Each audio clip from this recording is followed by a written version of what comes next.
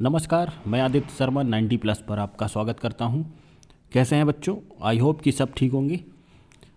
पिछले वीडियोस में आपने त्रिकोणमिति के महत्वपूर्ण प्रश्नों पर ध्यान दिया होगा और काफ़ी क्वेश्चंस हम लोगों ने किए थे और आप लोगों ने भी काफ़ी प्रैक्टिस किया था, आप लोगों ने भी। उसी क्रम में आगे बढ़ते हैं और अब जो नया चैप्टर है आपका ऊंचाई और दूरी, उससे रिलेटेड हम डिस्कस करेंगे। ऊंचाई और दूरी पर प्रश्नों पर जाने से पहले सबसे पहले हम देखेंगे कि ऊंचाई और दूरी का जो बेसिक कॉन्सेप्ट है उसका क्या आइडिया है, उसमें जो प्रयोग होने वाले शब्द हैं, ठीक है, उसकी जो शब्दावली है उस पर ध्यान देंगे। ठीक है, चलो स्टार्ट करते हैं फिर। तो बेसिक कॉन्सेप्ट में आप क्या सीखेंगे? सबसे पहले तो हम सीखेंगे कि भाई दृष्टि रेखा क्या होती है। ठीक है बच्चों, दृष्टि रेखा। दृष्टि रेखा के बाद दूसरा आपका आएगा उन्नयन कोण क्या होता है। ठीक है, उन्नयन कोण, उन्नयन कोण ये आप जानेंगे ये क्या होता है। तीसरा अवनमन कोण हम देखेंगे, अवनमन कोण क्या होता है। ठीक है, उसके बाद हम बढ़ेंगे आगे प्रश्नों पर। ओके, तो देखो बच्चों क्या होता है जब हम किसी वस्तु को देखते हैं अपनी आँखों से। ठीक है, तो जैसे आप यहाँ पर खड़े हैं और आप किसी वस्तु को देख रहे हैं, तो आपकी आँखों से और उस वस्तु जिसको आप देख रहे हैं, सपोज कि ये पोल है, अब पोल पर ये कोई बी बिंदु है। ठीक है, और आप अपनी आँखों से इस बी बिंदु को देख रहे हैं, तो आपकी आँख और इस बिंदु के बीच में जो भी ये लाइन बनेगी, ठीक है, इसको हम बोलेंगे दृष्टि रेखा। ठीक है, आपकी आँख और जिस वस्तु को आप देख रहे हैं उसको मिलाने वाली जो रेखा होगी उसको हम क्या कहेंगे? इस रेखा को आप कहेंगे दृष्टि रेखा। ठीक है बच्चों, बात समझ में आ गई?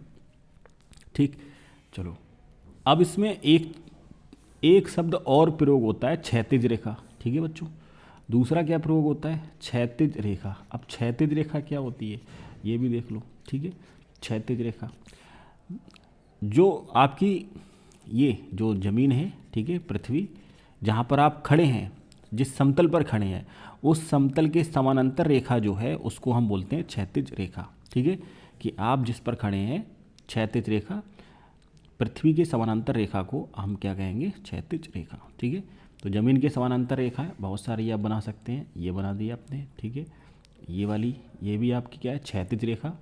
जो ज़मीन के समानांतर, पृथ्वी के समानांतर रेखा को आप क्या कहेंगे? क्षैतिज रेखा। अब दूसरी बात आती है दृष्टिकोण। ठीक है, कि दृष्टिकोण क्या होता है? दृष्टि रेखा तो आपने देख लिया, उन्नयन कोण देखते हैं। ठीक है, उन्नयन कोण, उन्नयन कोण देखो क्या होता है। सपोज कि आप जो जिस बिंदु को आप देख रहे हैं वो बिंदु है यहाँ पर। ठीक है, लेट्स सपोज मान लो कि ये बिंदु है सी, और तो क्या करेंगे? इस सी बिंदु को देखने के लिए आपको गर्दन थोड़ी सी ऊपर झुकानी पड़ेगी, और मान लो कि भाई आप इस बिंदु सी को देख रहे हैं, तो आपकी आँख और बिंदु सी ये बनेगा कुछ कोण। ठीक है, ये आपकी क्या हो जाएगी? दृष्टि रेखा। भाई आपको आँख से कौन सा बिंदु देख रहे हैं? सी, तो आँख और जिस वस्तु को देख रहे हैं उसको मिलाने वाली रेखा क्या हो जाएगी? दृष्टि रेखा। तो ये तो दृष्टि रेखा हो गई। ठीक, अब मान लो कि ये है क्षैतिज रेखा आपकी, कौन सी वाली? यहाँ पर हम नाम देते हैं, लेट सपोज कि ये जो बिंदु है ये ए है, तो ए और बी इसको हम क्षैतिज रेखा मान लेते हैं। क्षैतिज रेखा क्यों? क्योंकि ये पृथ्वी के समानांतर रेखा है। ठीक है, जिस समतल पर आप खड़े, ये आप समतल पर खड़े, इसके समानांतर रेखा ए बी।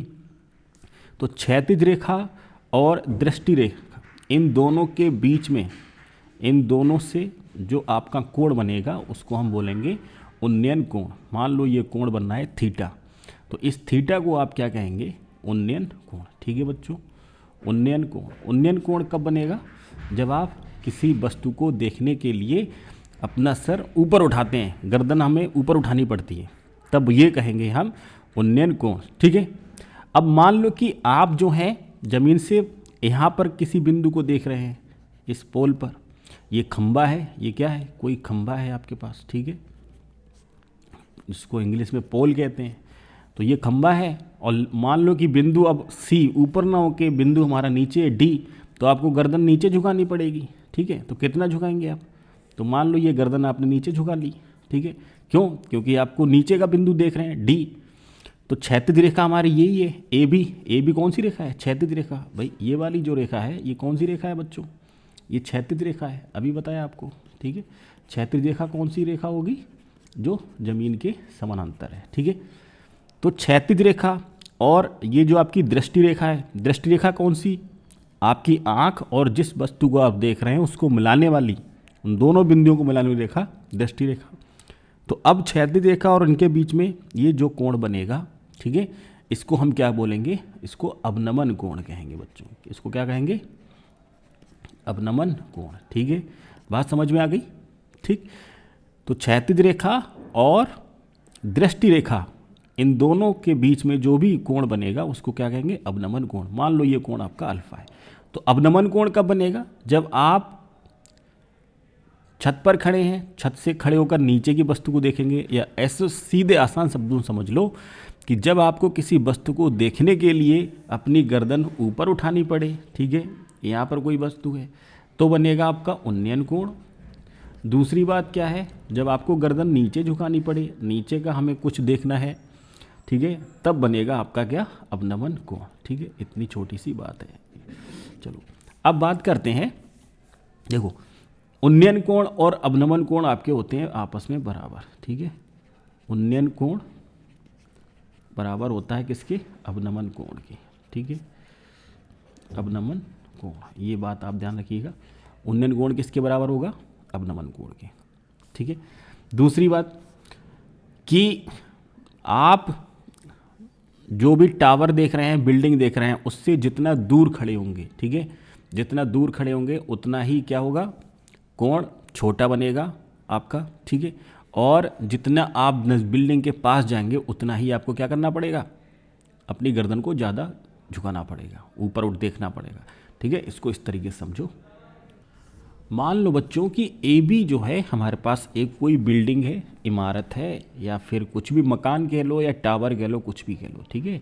ये आपके पास एक टावर है ए बी, ठीक। और आप इस टावर को अलग अलग बिंदुओं से देख रहे हैं। तो हम मान लेते हैं कि आप पहले ई बिंदु से देख रहे हैं, ठीक है। तो बच्चों ई बिंदु से देखने के लिए देखो आप इससे दूर खड़े हैं, तो हमें बी पॉइंट देखना है। इस टावर का क्या देखना है? टावर का जो सबसे ऊपर वाला बिंदु है वो आपको देखना है, बी बिंदु, ठीक है। टावर की चोटी देख रहे हैं आप, क्या देख रहे हैं? टावर की चोटी, ठीक है। टावर की चोटी आप देख रहे हैं, या मान लो बी बिंदु पर आपका कोई मित्र रहता है, उससे हाय हेलो हो रही है, ठीक है, नीचे खड़े होकर। तो आप टावर पर यहाँ से जब देखेंगे तो आपको देखो बच्चों गर्दन क्या जो दूर से गर्दन कम झुकानी पड़ेगी। आप यहाँ से जो ईजिली आप देख सकते हैं मित्र को अपने, ठीक है। दूसरा डी बिंदु आ गया। अब देखो यहाँ से आपका कोण कुछ अलग बनेगा, आपको गर्दन और ज़्यादा झुकानी पड़ेगी, ठीक है। सी बिंदु पर आप खड़े हैं तो आपको गर्दन और ज़्यादा झुकानी पड़ेगी, बात समझ रहे हैं। और मान लो कि आप और ज़्यादा अगर टावर के बिल्कुल नज़दीक जाकर खड़े हो जाएंगे, ठीक है, इस तरीके से, ठीक है। और मान लो ये बिंदु जो है आपका, ये कौन सा बिंदु है? सी डी ई, और ये वाला जो बिंदु है मान लो ये एफ बिंदु है, ठीक है। तो यहाँ से अगर आप अपने मित्र को देखेंगे जो बिल्डिंग के सबसे ऊपर है, तो आपको और ज़्यादा गर्दन झुकानी पड़ेगी, ठीक है। और जो क्षैतिज रेखा है बच्चों, क्षैतिज रेखा का ये कोण कितना बनेगा? तो देखो आप यहाँ पे, तो मैं आपको क्या समझाना चाह रहा हूँ कि टावर्स के जितना आप नज़दीक जाएंगे तो आपका उन्नयन कोण क्या होगा? उन्नयन कोण बढ़ता जाएगा, ठीक है। मान लो ये कोण अल्फ़ा है, ये थीटा है, ठीक है, ये कोण बीटा है और ये कोण गामा है। तो आप देख पा रहे हैं, ठीक है, कि क्षैतिज रेखा और जो आपकी दृष्टि रेखा है, इन दोनों के बीच में सबसे बड़ा कोण कौन सा है? तो आपका जवाब होगा अल्फ़ा जो है वो सबसे बड़ा कोण है, ये कोण। तो आप टावर से जितना दूर जाएंगे तो कोण आपका छोटा होता चला जाएगा, टावर के नज़दीक जाएंगे तो कोण आपका बड़ा होता चला जाएगा, उन्नयन कोण, ठीक है। इतनी बात हम आपको समझाना चाह रहे थे जो आपने समझ ली। और ये मान लो ये आपका जो ग्राउंड है नीचे, ये आपकी क्या है? ये ग्राउंड है, ठीक है बच्चों, ये ज़मीन पर आप खड़े हैं, ये ग्राउंड है, ठीक है। बात क्लियर हो गई क्या? एक ही यहाँ पे जो पॉइंट है आपको क्लियर कराना था कि आप टावर के पास जाएंगे तो उन्नयन कोण बढ़ेगा, और टावर से आप दूर रहेंगे, जितना दूर जाएंगे अवे फ्रॉम द टावर से दूर जाएंगे इस तरफ, तो कोण आपका घटेगा। टावर की तरफ आप बढ़ेंगे तो कोण आपका टॉवर की तरफ अगर आप जाएंगे, ठीक है, टॉवर की तरफ जाने पर क्या होगा, कोण जो है आपका बढ़ेगा, ठीक है बच्चों, कोण बढ़ेगा। टॉवर से दूर जाने पर, ये कौन सी स्थिति है, टॉवर से दूर जाने पर, टॉवर से दूर जाने पर क्या होगा, कोण घटेगा, ठीक है बच्चों, कोण घटेगा। कौन सा कोण, भाई आप ऊपर का बिंदु देख रहे हैं तो उन्नयन कोण होगा, तो यहाँ पे उन्नयन कोण हम लिख देते हैं, ठीक है, उन्नयन कोण घटेगा। और टॉवर की तरफ जाने पर, ठीक है, टॉवर की तरफ जाने पर उन्नयन कोण जो है आपका क्या होगा, वो बढ़ेगा, ठीक है बच्चों। इतनी छोटी सी बात है जिसका प्रयोग आगे आने वाले प्रश्नों में हम करेंगे, ठीक है। क्या निकालना होता है, अब इतनी जानकारी की मदद से क्या होता है, यहाँ पे जो कुछ भी आप काम करेंगे वो एक राइट एंगल ट्रायंगल में होगा, ठीक है, समकोण त्रिभुज में। किस में होगा, समकोण त्रिभुज में ये सभी काम चलेगा। तो समकोण त्रिभुज में, ठीक है, यहाँ पे क्या क्या दिया होगा आपको पता है, 3 साइड होती हैं, यहाँ पे 3 भुजा होती हैं समकोण त्रिभुज में, ये सारा काम चलेगा, ठीक है। तो ये आपका लंब हो जाएगा, मान लो अगर ये हमारा उन्नयन कोण थीटा है तो थीटा कोण के लिए ये लंब हो जाएगा, और ये आपका आधार हो जाएगा, और ये आपका कर्ण हो जाएगा, ठीक है। अब होता क्या है कि जो भी आपको 3 भुजाओं में से किन्हीं जो भी 2 भुजाएं हमें दे रखी होती हैं, तो हम उसी के आधार पर त्रिकोणमितीय अनुपात का प्रयोग करेंगे। जैसे कि अगर आपको लंब और आधार इन दोनों के बारे में जानकारी निकालनी है, लंब दिया हुआ है, आप यहाँ पर खड़े, आपसे पूछा जाएगा कि बताओ आप टॉवर से कितनी दूर हैं, मीन्स आधार आपको बताना है, तो हम यूज करेंगे tan थीटा का प्रयोग करेंगे। लंब और कर्ण, ठीक है, अगर ये हमें दे रखा है, लंब दिया हुआ है, कर्ण निकालना है, ठीक है, तब हम sin थीटा का प्रयोग करेंगे, ठीक है। आगे प्रश्न देखते हैं, एक हम उदाहरण लेकर देखते हैं, तब चीज़ अच्छे से क्लियर होंगी, ठीक। चलो, तो प्रश्न है आपकी स्क्रीन पर, एक मीनार की ऊंचाई 20 मीटर है और ज़मीन पर बनने वाली इसकी छाया की लंबाई 20√3 मीटर है, तो सूर्य का उन्नयन कोण बताना है। तो मान लेते हैं भाई हमारे पास कोई मीनार है, ठीक है, और ये कोई मीनार है आपके पास, ठीक है, इसको इस तरीके से बना लेते हैं, मीनार ये होगी, और जो ग्राउंड है आपका बच्चों, ग्राउंड कैसा होगा, ये ग्राउंड का मतलब ज़मीन, ठीक है, ये ज़मीन है आपके पास, और ये क्या है, ये मीनार है। मीनार मान लो कि भाई मीनार जो हमारे पास है, मीनार ये ए और बी मीनार है, तो क्या होगा, सूरज यहाँ कहीं पर होगा, ठीक है, यहाँ कहीं पर सूरज होगा। तो सूरज, जब मीनार की छाया की लंबाई कितनी है, तो मीनार की छाया की जो लंबाई है बच्चों, ये मीनार की ऊंचाई दे रखी है 20 मीटर, ठीक है, मीनार की ऊंचाई कितनी दे रखी है ये आपको पता है, मीनार की ऊंचाई आपको 20 मीटर दे रखा है, ठीक है। और क्या दिया हुआ है, सूर्य का उन्नयन कोण हमें बताना है, जबकि छाया, तो मीनार की छाया कहाँ बनेगी बच्चों, ज़मीन पर बनेगी, और वो है कितनी, ठीक है, तो ज़मीन पर देख लो, मीनार की जो छाया है बच्चों वो ये है, ठीक है, और ये है कितना, इसकी लंबाई क्या है, मीनार की छाया की जो लंबाई है वो कितनी है, 20√3। तो ये ए बिंदु से है इसकी छाया की लंबाई, मान लो ये बिंदु हमारे पास बी हो गया जहाँ पर छाया ख़त्म होती है, ठीक है। तो बी को, और अच्छा बी हम पहले से ले चुके हैं तो हम बी बिंदु नहीं लेंगे, सी मान लेते हैं, ठीक है, ये बिंदु सी हो गया। क्या करना है आपको, इनको मिला दो आपस में, ठीक है, इस तरीके से। तो आपको बताना है सूर्य का उन्नयन कोण, अगर सी बिंदु पर आप खड़े हैं, ठीक है, तो आपको बताना है कि भाई सूर्य का उन्नयन कोण कितना है, ये थीटा आपको बताना है, ठीक।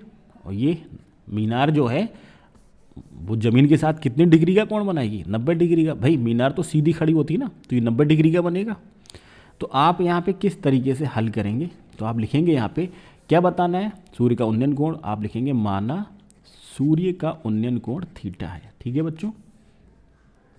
तो सूर्य का उन्नयन कोण हमने कितना मान लिया बच्चों, थीटा। अब ये आपके पास कौन सा त्रिभुज है, समकोण त्रिभुज है, तो इसका नाम क्या है, समकोण त्रिभुज ABC या CBA। तो समकोण त्रिभुज ABC में आप देखो कैसे करेंगे, आप लिखेंगे समकोण त्रिभुज ABC में, ठीक है, समकोण त्रिभुज ABC में, ठीक है। अब एक्चुअली क्या है यहाँ पे, तो बी बिंदु आपका यहाँ पे होना चाहिए, ठीक है, तो यहाँ पे क्योंकि ये बी ले लेते हैं और ये आपका ए बिंदु ले लेते हैं, ठीक है। क्योंकि बी बिंदु जो समकोण त्रिभुज हम लेते हैं तो बीच वाला बिंदु ही 90 डिग्री पर होना चाहिए, ए बी सी, वरना इसका नाम बदलना होता, हमें सी ए बी करना होता। तो ए बी सी में ये बी बिंदु जो है हमारा वो 90 डिग्री पर है, ठीक है। ये कौन से बिंदु है बच्चों, ये बी है, और ये आपका ये ए बिंदु है, ठीक है, ये वाला बिंदु। ए बी सी में अब देखो यहाँ पे क्या क्या दिया हुआ है। थीटा के संबंध में इसका लंब कौन सा आएगा, थीटा के सामने वाली भुजा लंब है, तो ये तो आपका लंब हो गया, और आधार, ये आधार हो गया। तो त्रिकोणमितीय अनुपात में हमें वो वाला अनुपात बताओ जिसमें लंब और आधार का अनुपात दिया होता है, तो वो कौन सा होता है। आप कहोगे सर tan थीटा, तो tan थीटा बराबर क्या होता है, लंब बटे आधार। यहाँ पे लंब कितना है बच्चों, लंब हो गया 20, और आधार कितना है, आधार आप कहोगे 20√3, ठीक है। तो पहले तो इसका आपको नाम लिखना पड़ेगा। मैंने यहाँ पे एक स्टेप गायब कर दिए, गायब क्या कर दिए, जैसे लंब कितना है तो लंब का नाम हो जाएगा ये बी, और ये इसका नाम रखो सी, ठीक है। तो लंब क्या है बच्चों, ये हमारे पास हो जाएगा बी सी, और आधार क्या है, आधार ए बी, ठीक है। तो ये आपको लिखना पड़ेगा, तो बी सी बटे ए बी। अब जो यहाँ से कट रहा है उसको काट दो, 20 से 20 कट जाता है, तो tan थीटा बराबर कितना आ गया बच्चों, 1/√3। तो पिछले वीडियोस में आपने देखा होगा, सीखा होगा कि भाई हम किस तरीके से बराबर करते हैं। तो tan थीटा, tan में 1/√3 किसका मान होता है, tan में कितने डिग्री का, तो tan 30। तो 1/√3 के स्थान पर आप लिख सकते हैं tan 30 डिग्री।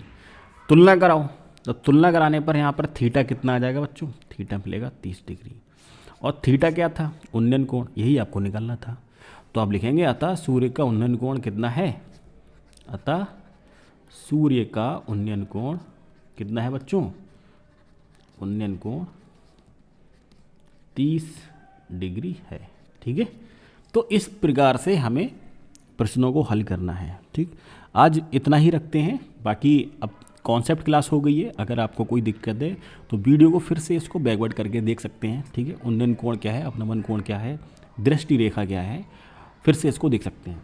चैनल पर नए हैं तो प्लीज़ हमारे चैनल को सब्सक्राइब कीजिएगा, ज़्यादा से ज़्यादा अपने मित्रों के साथ शेयर कीजिए।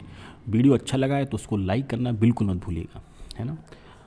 और बाकी मिलते हैं नेक्स्ट वीडियो में, बने रहिए हमारे साथ। वीडियो देखने के लिए आपका बहुत बहुत धन्यवाद। Take care, thank you so much.